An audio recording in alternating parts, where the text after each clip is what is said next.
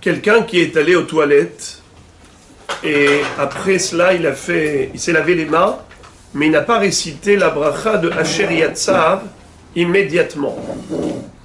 Il s'est souvenu plus tard qu'il a oublié de réciter la bénédiction de Asher Yatzar et Adam Bechochma que l'on doit prononcer après les toilettes pour remercier Akadosh Baruch Hu de nous avoir permis d'évacuer les déchets corporels et de maintenir le corps en bonne santé. Car si les déchets restaient dans le corps, ils seraient intoxiqués par toutes ces bactéries, tous ces microbes. Mais Akadosh Baruch Hu a créé l'organisme de telle manière à ce qu'il y ait un système d'évacuation de tout ce qui est négatif et de rétention de tout ce qui est positif. Le corps filtre, il prend le bon et il jette le mauvais. C'est extraordinaire, cette chokhma.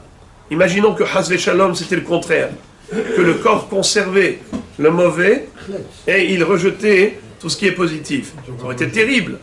Mais Hashem Yitbarach, qui est le Boré Olam, Yatzar et Adam Bechochma, alors il est refait kol bassar ou mafli la'asot. Il guérit toute chair, il nous guérit par des prodiges constants. Eh bien, il faut réciter la bracha avec kavana en sortant des toilettes. Mais quelqu'un qui a oublié, ça peut arriver, juste après s'être lavé les mains, il a reçu un coup de fil urgent, il a dû répondre. Normalement, il ne faut pas attendre. Tu termines, tu t'es lavé les mains, tu fais tout de suite Asher Yatzar. Mais concours de circonstances, voilà qu'il a oublié de faire Asher Yatzar immédiatement. Jusqu'à quand il peut encore se rattraper et réciter la bracha de Asher Yatzar?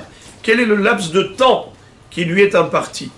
Réponse, on a 3 avis. Il y a la chita du Levouche, qui est l'un des grands poskim, des grands maîtres de la halacha. Lui, il dit que le temps est indéfini. Il n'y a pas de limite.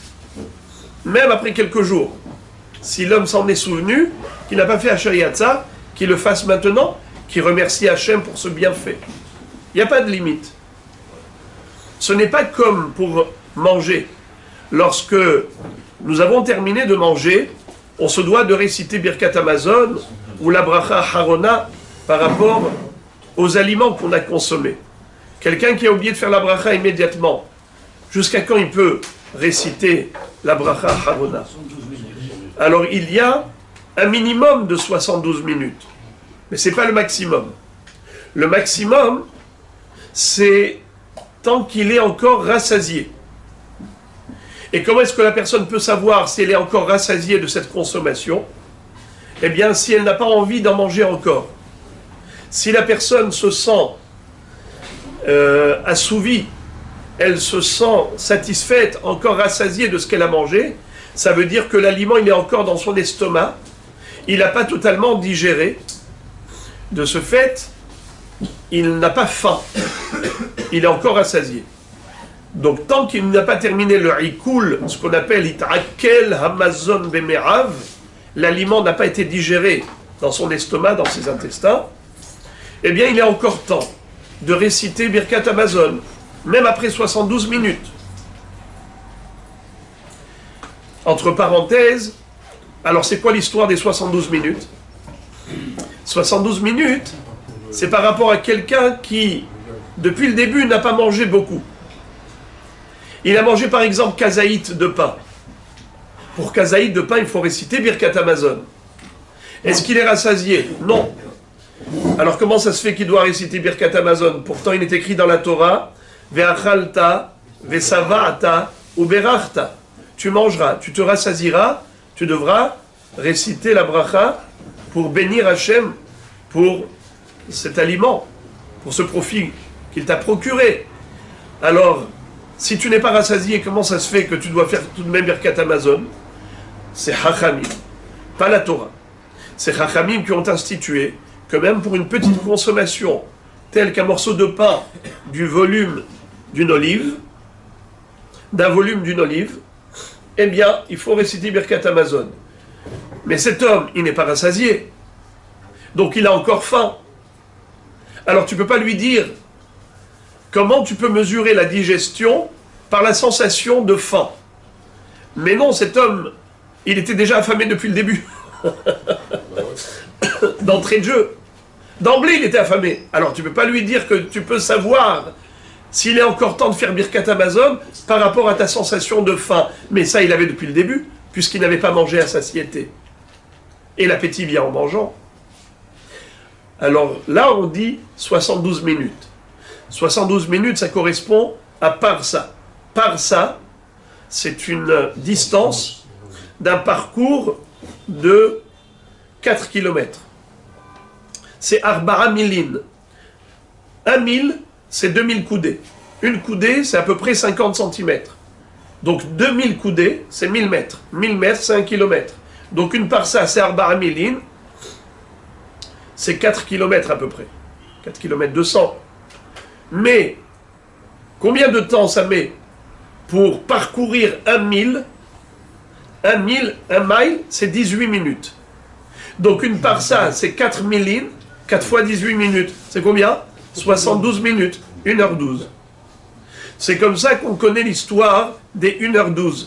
C'est le shi'ur de parsa. C'est le parcours d'une parsa. Maintenant, on a dit que ça, c'était le minimum. Mais ce n'est pas le maximum. Tant que je me sens rassasié, je peux encore faire Birkat Hamazon. Même 2 heures après avoir terminé mon repas, si je profite encore de mon repas, je suis encore rassasié, je n'ai pas faim de ce que j'ai mangé, eh bien, je peux encore réciter Birkat Hamazon. Mais je reviens maintenant à ma question d'origine. Ça, c'est bon pour une consommation d'un repas. Mais qu'en est-il de Asher Yatzar? Alors, jusqu'à quand je peux réciter Asher Yatzar? Le Levouche va dire, eh bien, c'est indéfini. Le jour où tu te rappelleras. Mais il y en a d'autres qui disent que non, c'est une demi-heure. C'est qui dit ça? Le Chida, le Ben Ishraï, et le Rav Ben Sion Abba Shaul Zatzal qui a suivi le Ben Ishraï. Ils disent une demi-heure. Après une demi-heure, si tu t'es rappelé qu'après une demi-heure que tu n'as pas récité Asher Yatzar, c'est trop tard. Le Rav Ovadia Yosef Zatzal dit 1 heure. 1h12. 1h12, pourquoi?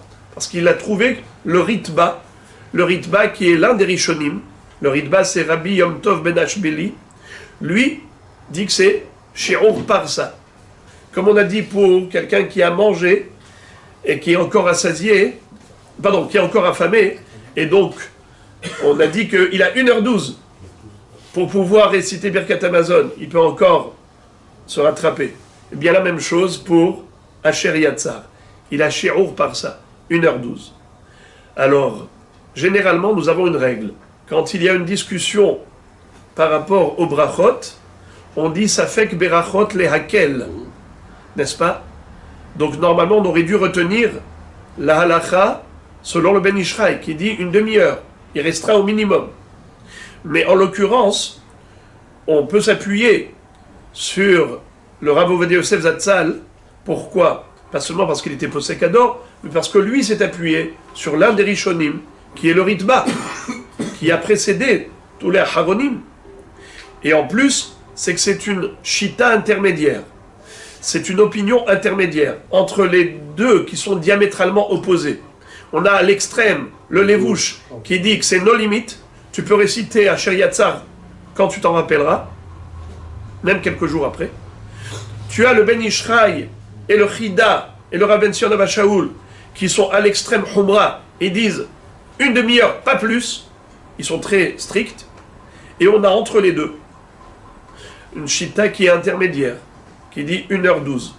Donc quelqu'un qui est sorti des toilettes, s'est lavé les mains, ou c'est pas lavé les mains, peu importe, il s'est souvenu qu'il doit faire Asher Yatzar dans l'heure, et bien même 1 heure après, tant qu'il n'y a pas encore 1h12 qui s'est écoulée, il peut se laver les mains et faire Asher Yatzar, ou si c'est déjà lavé les mains, il ne fait que réciter la bracha de Asher Yatzar et Adam et Chochma, et que Kadosh Baruch Hu nous maintienne toujours en bonne santé. Amen.